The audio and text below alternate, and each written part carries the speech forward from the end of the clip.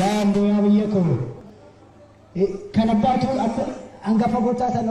abbootii koo kan hiriyaa koo taatan hiriyaa koo kan immoo haadha koo haadha koo yaa biyya waan ayyakken beeku mucaan koo dhugaa dubbata malee wanti ni balleessi hin jiru gaafa ni dubbatu taa'ee dhaggeeffadhee dhugaa waan beeku dubbate torban isaatti ajjechaa isaan dhaga'e waan inni yakke umaan beeku nama ammaatti wanti isin kadhadhu